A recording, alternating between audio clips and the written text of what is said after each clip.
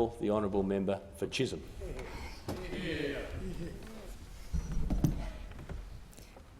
I'm thankful to rise to speak in the Parliament of Australia for the first time and for the opportunity to represent the people of Chisholm who have entrusted me to be their voice in this place. It is a wonderful example for the welcoming character of Australians that my electorate have sent a woman born in Hong Kong to speak for them in the Parliament. We are so fortunate to live in a country where migrants can come to Australia, become Australians, and service people here in the Parliament. How good is Australia? Yeah. Dame Enid Lyons, the first woman elected to this place, said in her inaugural speech, "I'm well aware that as I acquit myself in the work that I have undertaken for the next 3 years, so shall I either prejudice or enhance the prospects of those women who may wish to follow me in the public service in the years to come." It is with the same sense of responsibility that I stand here more than 75 years later with respect to Australia's Chinese community. As a migrant, my story is not unlike the story of many others who have come before me or of those who will follow. My parents were not from a well-educated or wealthy background, but they did what they needed to do to provide for their 6 children. My mother often said, if you want something badly, you have to work hard to get it. And so I did. When I was 7, I had to look after my younger siblings. I had to shop, cook, mop the floor, bathe them, and took them to see our parents who were running a milk bar 30 kilometers away. I also did delivery for the business, but don't tell my dad that I used to take a bar of chocolate without him knowing. When I was a teenager, I worked every summer holiday to fund my education. I also lived with a secret. I discovered that I was deaf in 1 year. Having a disability can be a shameful thing in the Asian culture, so I didn't tell anyone. Of course, when I couldn't hear people speaking to me on my left side, I was labelled as snobbish, not cooperative, or simply rude. I suffered in silence. It's only in recent years that I realised that in Australia, you don't have to suffer in silence. My hearing did not stop me from playing the trombone with the Hong Kong Youth Symphony Orchestra or learning music at Belilio's, the top government girls' school in Hong Kong. I want to thank my sister, Connie, for encouraging me to apply for this school. Without going to Belilio's, I would never have had the opportunity to study speech pathology in Australia. I would never have been awarded a scholarship to study in Melbourne. However, my time as a student, like many international students, came with its own challenges. I arrived in Melbourne with just 2 suitcases and a determination to succeed. I knew nobody, and nobody knew me. I thought, well, Gladys, if other international students can do this, so can you. While studying at La Trobe University, I did a number of interesting jobs, including being a dressmaker, a waitress, and an accident analyst at the Road Traffic Authority. Following my graduation, I took up a position as a speech pathologist at the Department of Education. I practiced for 14 years in schools around Melbourne, supporting children who struggled with pronunciation, language reception and expression, and stuttering.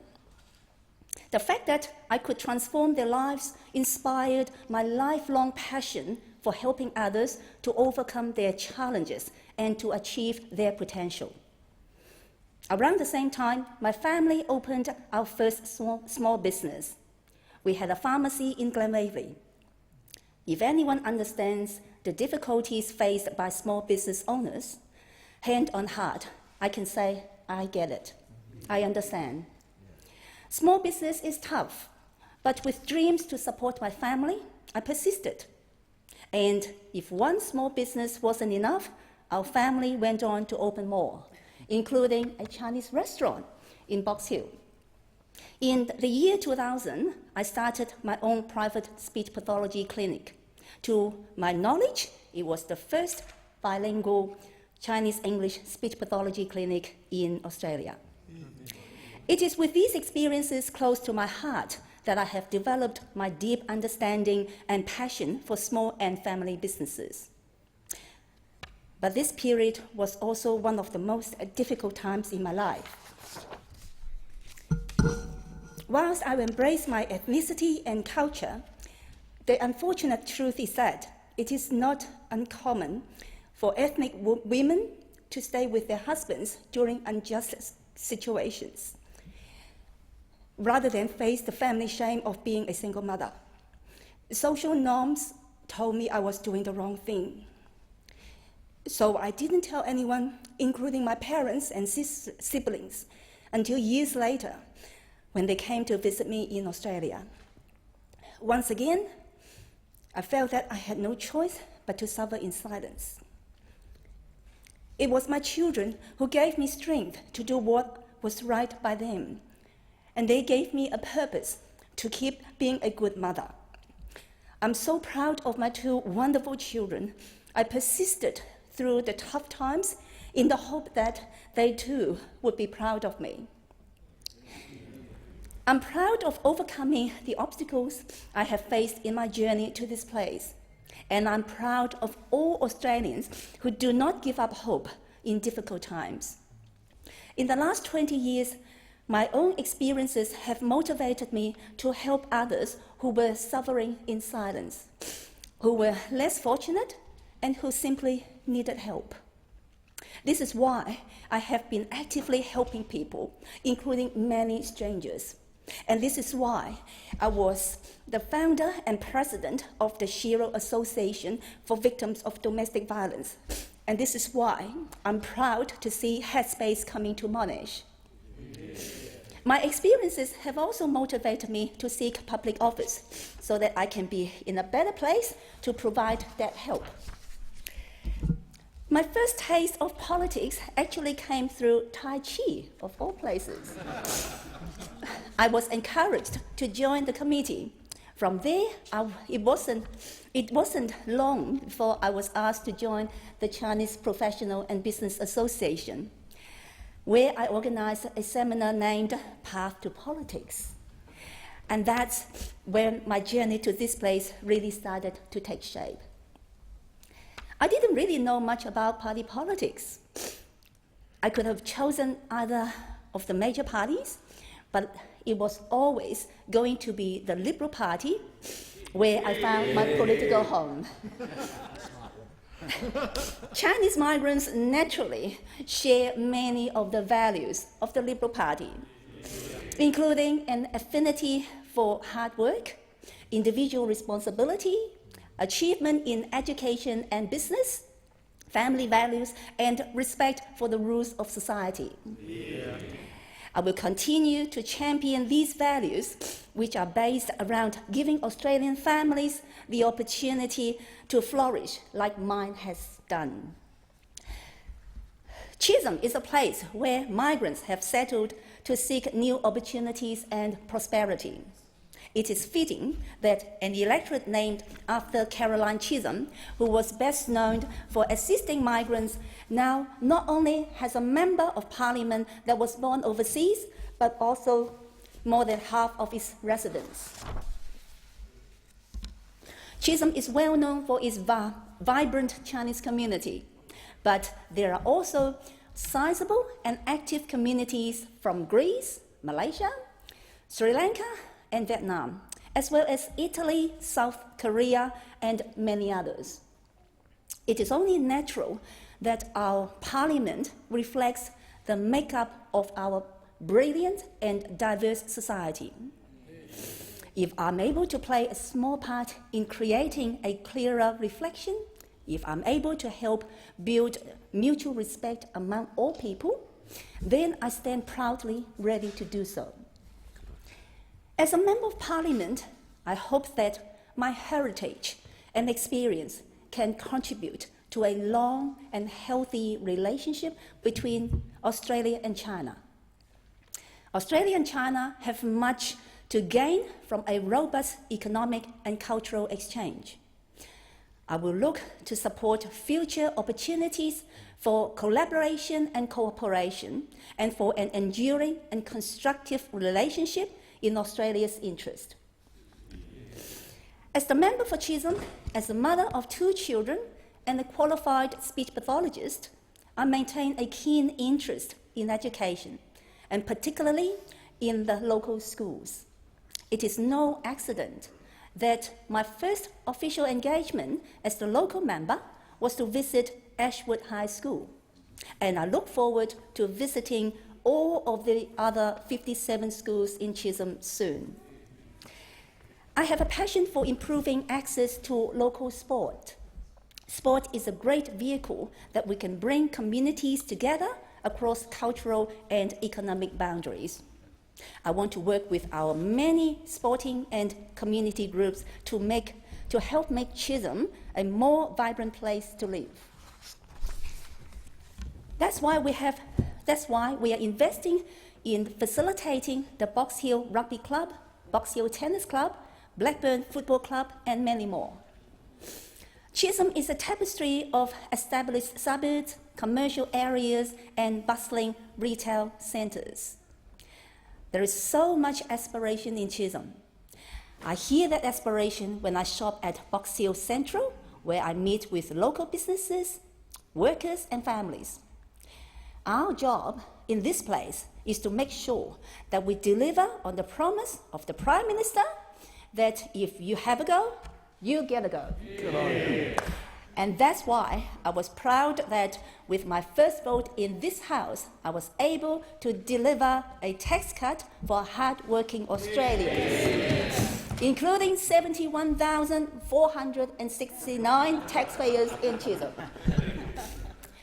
I do not underestimate the enormity of being the first Chinese-born member of this place, and I know some people will see everything I do through the lens of my birthplace. But I hope that they will see more than just the first Chinese woman elected to this place. I hope they will see me as a strong advocate for everyone in Chisholm. Chisholm is where my heart is. I have lived in and around Chisholm for the past 30 years. As I sit in my electoral office in Burwood and look out the window, I see the girls on the school oval and think that this is where my daughter used to play not that long ago. I have run businesses in Chisholm. I have raised my family in Chisholm. I have volunteered with local clubs like the Box Hill Little Athletics and the Box Hill Chess Club, an organisation which I served as its first and only female president. I want to acknowledge the work of all people who have contributed in some way to make my electorate of Chisholm a better place, including my predecessor, Julia Banks. My journey to this place has been long and uncertain, and I want to thank those who put their confidence in me and made it possible for me to become the member for Chisholm. I have had incredible support from my friends, mentors, and supporters in the Liberal Party over many years. I have been a humble campaign volunteer, a branch president, a member of the administrative committee, an advisor to 2 Victorian premiers, and now the member for Chisholm. Thank you to Ted Baillieu, who brought me into his office when he was the opposition leader, and who I was proud to work closely with when he became Premier of Victoria. Ted has been a genuine friend and a trusted source of guidance ever since. Thank you to Noel Pink, Chairman of the Chisholm FEC, Inga Pellich, my campaign director, and Robert Clark, a long-term friend and current President of the Victorian Division of the Liberal Party. To my campaign team, Graham Watt, Marion Oberchain, Neil Whedon, Danny Wang, Phil Braben, John Croft, Albert Phillips, Paul Pellich, Susan Saray, David He, Margaret Kirby, Adrian Jardine, Ben June, Michael Pointer, Peter Wilson, C.C. Ma, John Osborne, and John Verano. Thank you to you all. To many team leaders and volunteers, including Sandra Lemke, Alistair Birch, Joey Chan, Mary Yu, Casey Lam, Michelle Lam, David Yang, Jen Lee, Eric C., Johnson Liu, Kevin Huang, Pei-Ling Wong, Mel-Xin Yan, Mei-Hua Lin, Lee, Tom Huynh, Yi-Chen Shi, Russell Gray, Robert Davies, Danny Stevenson, Peter Pan, is a real name. Sean Armstead, Terry Barnes, Rodney Blackwood, Min-Wen Wu, Vincent Sid, and Laura Chin. Your support was critical to our victory. Thank you to the Asian Business Association, Tom Zhang and William Ma, my good friends Jason Yeb, Wilken Fong, Desmond Cheong, Teresa Chen, Joe Zhong, George Hu, and Guo Jing-chen. To all those who flew in to sit at the balcony, you're too many to name, but you also have my sincere thanks. This wasn't about winning Chisholm back for the Liberal Party. It was always about the people of Chisholm.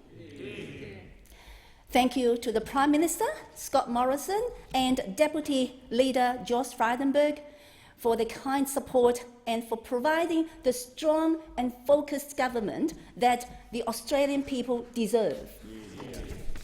To my family, especially my father, who flew here from the United States, sitting at the balcony, and my mum looking down from heaven.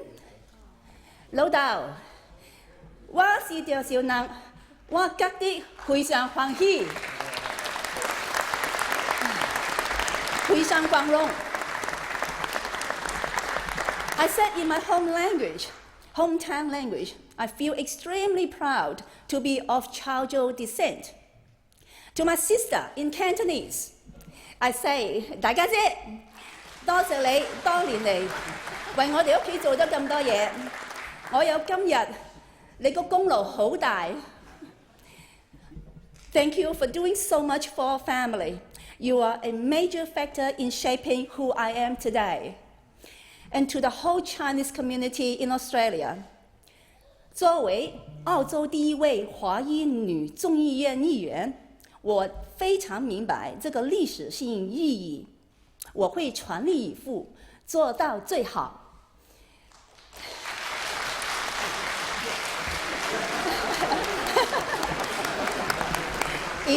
In Mandarin, I said, as the first Chinese Australian woman elected to this place, I'm fully aware of the historic significance, and therefore I'm determined to do my very best. To my children, Derek and Sally, watching from Boston and Shanghai, thank you for believing in me. I love you. I'm proud of both of you, and I can't imagine I would be here today without your support and encouragement. And finally, thank you to the people of Chisholm. Thank you for your support and confidence. Thank you for inviting me into your lives. Thank you for sharing your hopes and dreams and for putting your trust in me. I promise to spend every day in this place working to deliver for you.